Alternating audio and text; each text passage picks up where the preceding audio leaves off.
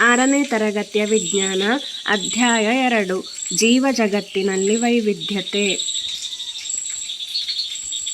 ಅಸಾಮಾನ್ಯ ಸ್ಥಳಗಳಲ್ಲಿ ಜೀವಿಗಳು ಹೇಗೆ ಬದುಕುತ್ತವೆ? ನಾವು ಈ ಪಾಠದಲ್ಲಿ ಸಸ್ಯದ ಭಾಗಗಳನ್ನು ತಿಳಿದುಕೊಳ್ಳೋಣ. ಗಿಡಮೂಲಿಕೆಗಳು, ಪೊದೆಗಳು, ಮರಗಳು, ನೆಲಬಳ್ಳಿಗಳು ಮತ್ತು ಬಳ್ಳಿಗಳು.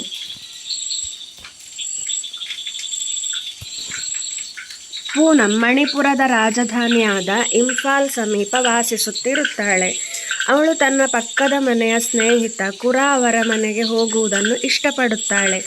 ಇಂದು ಅವಳು ತುಂಬ ಉತ್ಸಾಹದಲ್ಲಿದ್ದಾಳೆ, ಏಕೆಂದರೆ ಅವಳು ತನ್ನ ಸಸ್ಯಶಾಸ್ತ್ರ ಯೋಜನೆಗಾಗಿ ಸಸ್ಯಗಳ ಬಗ್ಗೆ ಟಿಪ್ಪಣಿಗಳನ್ನು ತೆಗೆದುಕೊಳ್ಳಲು ಅವನ ತೋಟವನ್ನು ಅನ್ವೇಷಿಸಲು ಹೋಗುತ್ತಿದ್ದಾಳೆ.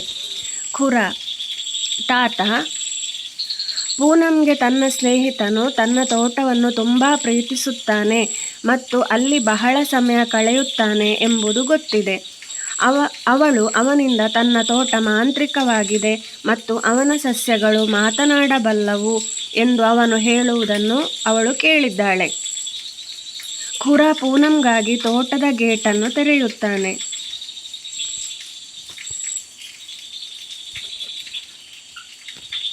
ಪೂನಂ ವಿವಿಧ ರೀತಿಯ ಸಸ್ಯಗಳನ್ನು ನೋಡುತ್ತಾ ತಿರುಗಾಡುತ್ತಾಳೆ.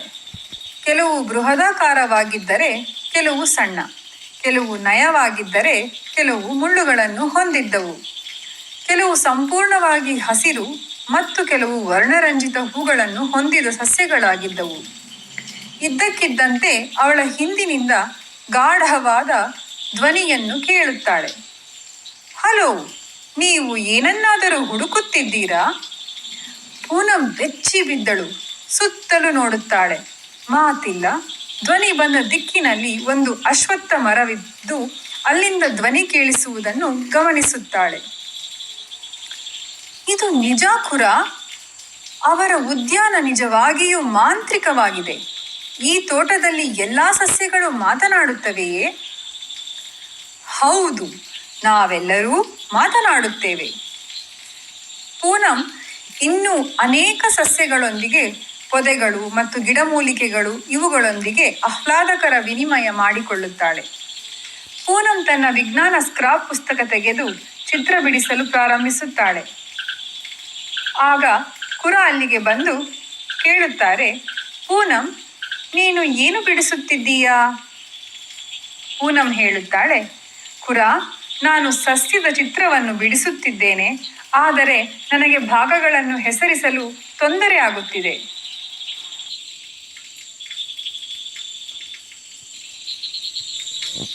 ಪೂನಂ ತೋಟದಲ್ಲಿರುವ ಸಸ್ಯಗಳನ್ನು ವಿವರವಾಗಿ ಗಮನಿಸಿದಾಗ ಪ್ರತಿಯೊಂದು ಸಸ್ಯವು ವಿವಿಧ ರೀತಿಯ ಕಾಂಡಗಳು, ಎಲೆಗಳು ಮತ್ತು ಹೂವುಗಳನ್ನು ವಿವಿಧ ಆಕಾರಗಳು, ಗಾತ್ರಗಳು, ಬಣ್ಣಗಳು ಮತ್ತು ವಿನ್ಯಾಸಗಳಲ್ಲಿ ಹೊಂದಿರುವುದನ್ನು ಅವಳು ಗಮನಿಸುತ್ತಾಳೆ. ಜೀವ ವೈವಿಧ್ಯತೆ ಒಂದು ಭೌಗೋಳಿಕ ಸ್ಥಳದಲ್ಲಿ ಕಂಡುಬರುವ ಸಸ್ಯ ಮತ್ತು ಪ್ರಾಣಿಗಳ ವೈವಿಧ್ಯತೆಯನ್ನು ಅದರ ಜೀವ ವೈವಿಧ್ಯತೆ ಎಂದು ಕರೆಯಲಾಗುತ್ತದೆ. ಒಂದು ಪ್ರದೇಶದ ಪ್ರತಿಯೊಂದು ಜೀವಿಯು ಇತರ ಜೀವಿಗಳ ಮೇಲೆ ಅವಲಂಬಿತವಾಗಿರುತ್ತದೆ. ಈ ಸಂಬಂಧಗಳು ಪ್ರಕೃತಿಯ ಆವಾಸ ಸ್ಥಾನದ ಆರೋಗ್ಯಕ್ಕೆ ಬಹಳ ಮುಖ್ಯವಾಗಿವೆ. ಈ ಸಸ್ಯ ವೈವಿಧ್ಯತೆಯನ್ನು ಅವುಗಳ ವಿವಿಧ ಗುಣಲಕ್ಷಣಗಳ ಆಧಾರದ ಮೇಲೆ ಗುಂಪುಗಳಾಗಿ ವಿಂಗಡಿಸಬಹುದು. ಇದು ಸಸ್ಯಗಳನ್ನು ಅಧ್ಯಯನ ಮಾಡಲು ಮತ್ತು ಅರ್ಥ ಮಾಡಿಕೊಳ್ಳಲು ಸುಲಭಗೊಳಿಸುತ್ತದೆ. ಗಿಡಮೂಲಿಕೆಗಳು, ಪೊದೆಗಳು ಮತ್ತು ಮರಗಳು. ನಿಮ್ಮ ನೆಚ್ಚಿನ ಹಣ್ಣು ಯಾವ ರೀತಿಯ ಸಸ್ಯದ ಮೇಲೆ ಬೆಳೆಯುತ್ತದೆ? ನೀವು ಹಲವಾರು ಸಸ್ಯಗಳನ್ನು ನೋಡಿದಾಗ ಅವುಗಳ ಎತ್ತರದ ಬಗ್ಗೆ ನೀವು ಏನನ್ನು ಗಮನಿಸುತ್ತೀರಿ? ಅವೆಲ್ಲವೂ ಸಮಾನ ಎತ್ತರದಲ್ಲಿವೆಯೇ? ಸಸ್ಯಗಳು ಎತ್ತರದಲ್ಲಿ ವಿಭಿನ್ನವಾಗಿರುತ್ತವೆ. ಕೆಲವು ಬಹಳ ಚಿಕ್ಕದಾಗಿರುತ್ತವೆ, ಕೆಲವು ತುಂಬ ಎತ್ತರವಾಗಿರುತ್ತವೆ ಮತ್ತು ಕೆಲವು ಮಧ್ಯಮ ಎತ್ತರದಲ್ಲಿರುತ್ತವೆ. ನಿಮ್ಮ ಅವಲೋಕನಗಳ ಆಧಾರದ ಮೇಲೆ ನೀವು ನೋಡುವ ಸಸ್ಯಗಳನ್ನು ಅವುಗಳ ಎತ್ತರವನ್ನು ಹೋಲಿಸುವ ಮೂಲಕ ವರ್ಗೀಕರಿಸಲು ಒಂದು ವಿಧಾನವನ್ನು ಕಂಡುಕೊಳ್ಳಿ. ನಿಮ್ಮ ಸಸ್ಯವನ್ನು ಸಸ್ಯದ ಎತ್ತರದೊಂದಿಗೆ ಹೋಲಿಸುವ ಮೂಲಕ ಸಸ್ಯಗಳನ್ನು ಗುಂಪುಗಳಾಗಿ ವರ್ಗೀಕರಿಸಬಹುದು. ನಿಮಗಿಂತ ಹೆಚ್ಚು ಎತ್ತರವಿರುವ ಸಸ್ಯಗಳನ್ನು ಮರಗಳು ಎಂದು ಕರೆಯಲಾಗುತ್ತದೆ. ನಿಮ್ಮ ಎತ್ತರದಷ್ಟೇ ಇರುವ ಸಸ್ಯಗಳನ್ನು ಪೊದೆಗಳು ಎಂದು ಕರೆಯಲಾಗುತ್ತದೆ. ನಿಮಗಿಂತ ಚಿಕ್ಕದಾದ ಸಸ್ಯಗಳನ್ನು ಗಿಡಮೂಲಿಕೆಗಳು ಎಂದು ಕರೆಯಲಾಗುತ್ತದೆ. ನೀವು ನಿಮ್ಮ ಸುತ್ತಲಿನ ಸಸ್ಯಗಳನ್ನು ಗಮನಿಸಿದಾಗ ಅವುಗಳ ಕಾಂಡಗಳನ್ನು ಗಮನಿಸಿದ್ದೀರಾ? ಆ ಕಾಂಡಗಳು ಗಟ್ಟಿಯಾಗಿತ್ತೆ ಅಥವಾ ಮೃದುವಾಗಿತ್ತೆ? ನೀವು ಕಾಂಡಗಳನ್ನು ನಿಧಾನವಾಗಿ ಬಗ್ಗಿಸಬಹುದೆಂದು ನೀವು ಭಾವಿಸುತ್ತೀರಾ? ಕೆಲವು ಸಸ್ಯಗಳ ಕಾಂಡಗಳು ತೆಳ್ಳಗಿರುತ್ತವೆ, ಮೃದುವಾಗಿರುತ್ತವೆ ಮತ್ತು ಸುಲಭವಾಗಿ ಬಾಗುತ್ತವೆ. ಆದರೆ ಕೆಲವು ಸಸ್ಯಗಳು ತುಂಬ ದಪ್ಪ ಕಾಂಡಗಳನ್ನು ಹೊಂದಿರುತ್ತವೆ. ಅವು ಸುಲಭವಾಗಿ ಬಾಗುವುದಿಲ್ಲ. ಕಾಂಡಗಳನ್ನು ಗಮನಿಸುವುದರ ಮೂಲಕ ನೀವು ಸಸ್ಯಗಳನ್ನು ಹೇಗೆ ವರ್ಗೀಕರಿಸಬಹುದು ಎಂದು ನೋಡೋಣ.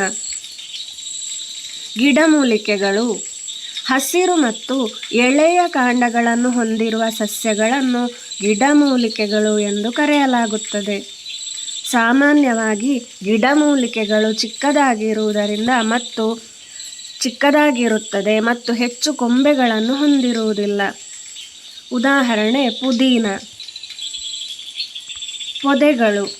ಕೆಲವು ಸಸ್ಯಗಳಲ್ಲಿ ಕಾಂಡದ ಬುಡದ ಬಳಿ ಕೊಂಬೆಗಳು ಬೆಳೆಯುತ್ತವೆ. ಅಂತಹ ಸಸ್ಯಗಳ ಕಾಂಡಗಳು ಗಟ್ಟಿಯಾಗಿರುತ್ತವೆ, ಆದರೆ ತುಂಬ ದಪ್ಪವಾಗಿರುವುದಿಲ್ಲ. ಅಂತಹ ಸಸ್ಯಗಳನ್ನು ಪೊದೆಗಳು ಎಂದು ಕರೆಯಲಾಗುತ್ತದೆ. ಉದಾಹರಣೆ ತುಳಸಿ. ಮರಗಳು. ಕೆಲವು ಸಸ್ಯಗಳು ತುಂಬ ಎತ್ತರವಾಗಿರುತ್ತವೆ ಮತ್ತು ಗಟ್ಟಿಯಾದ ಮತ್ತು ದಪ್ಪವಾದ ಕಾಂಡಗಳನ್ನು ಹೊಂದಿರುತ್ತವೆ. ಈ ಸಸ್ಯಗಳು ನೆಲದಿಂದ ಹೆಚ್ಚು ಎತ್ತರದಲ್ಲಿ ಕೊಂಬೆಗಳನ್ನು ಬೆಳೆಸುತ್ತವೆ. ಅಂತಹ ಸಸ್ಯಗಳನ್ನು ಮರಗಳು ಎಂದು ಕರೆಯಲಾಗುತ್ತದೆ. ಉದಾಹರಣೆ ಆಲದ ಮರ. ನೆಲಬಳ್ಳಿಗಳು ಮತ್ತು ಬಳ್ಳಿಗಳು. ಹಾಗಾದರೆ ಖುರ, ಈ ಸಸ್ಯದ ಬಗ್ಗೆ ಏನು ಹೇಳುತ್ತೀರಿ? ಇದು ಗಿಡಮೂಲಿಕೆ, ಪೊದೆ ಅಥವಾ ಮರದಂತೆ ಕಾಣುತ್ತಿಲ್ಲ. ಚೆನ್ನಾಗಿ ಗಮನಿಸಿದ್ದೀಯಾ ಪೂನಂ?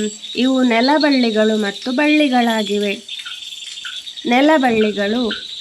ಅನೇಕ ಸಸ್ಯಗಳು ದುರ್ಬಲ ಕಾಂಡಗಳನ್ನು ಹೊಂದಿರುತ್ತವೆ. ಆ ಕಾಂಡಗಳು ತುಂಬ ದುರ್ಬಲವಾಗಿರುವುದರಿಂದ ಅವು ನೇರವಾಗಿ ನಿಂತುಕೊಳ್ಳಲು ಸಾಧ್ಯವಿಲ್ಲ, ಆದರೆ ಅವು ನೆಲದ ಮೇಲೆ ಹಬ್ಬಿಕೊಳ್ಳಬಹುದು. ಅಂತಹ ಸಸ್ಯಗಳನ್ನು ನೆಲಬಳ್ಳಿಗಳು ಎಂದು ಕರೆಯಲಾಗುತ್ತದೆ. ಉದಾಹರಣೆ ಕಲ್ಲಂಗಡಿ ಸಸ್ಯ. ಬಳ್ಳಿಗಳು.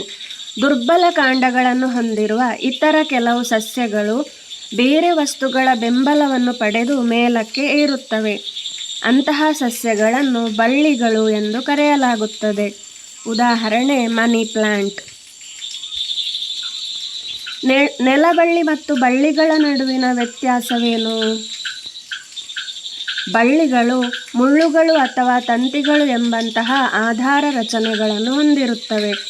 ಇವು ಗಿಡಕ್ಕೆ ಹಿಡಿತ ನೀಡುತ್ತವೆ ಮತ್ತು ಮೇಲಕ್ಕೆ ಏರಲು ಸಹಾಯ ಮಾಡುತ್ತವೆ. ನೆಲಬಳ್ಳಿಗಳು ಇಂತಹ ಹಿಡಿತ ನೀಡುವ ಆಧಾರ ರಚನೆಗಳನ್ನು ಹೊಂದಿರುವುದಿಲ್ಲ. ಆದ್ದರಿಂದ ಇವು ನೆಲದ ಮೇಲೆ ಹಬ್ಬುತ್ತವೆ.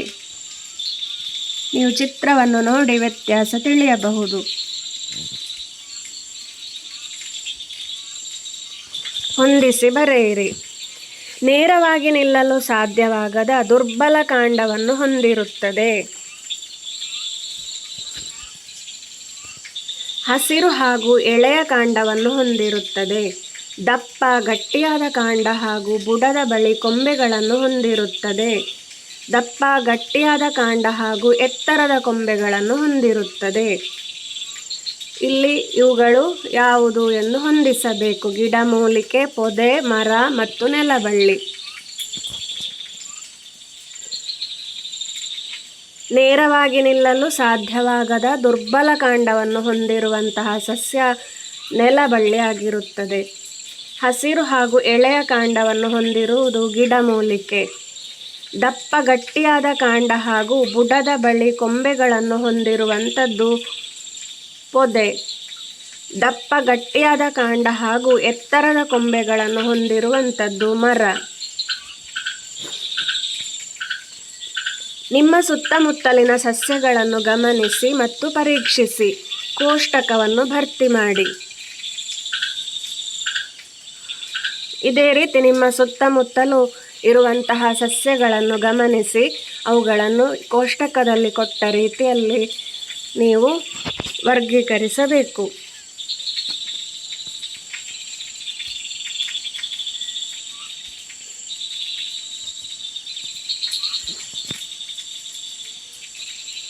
ಟ್ರೇಸಿಂಗ್ ಚಟುವಟಿಕೆಗಾಗಿ ವಿವಿಧ ರೀತಿಯ ಎಲೆಗಳನ್ನು ತರಗತಿಗೆ ತನ್ನಿ.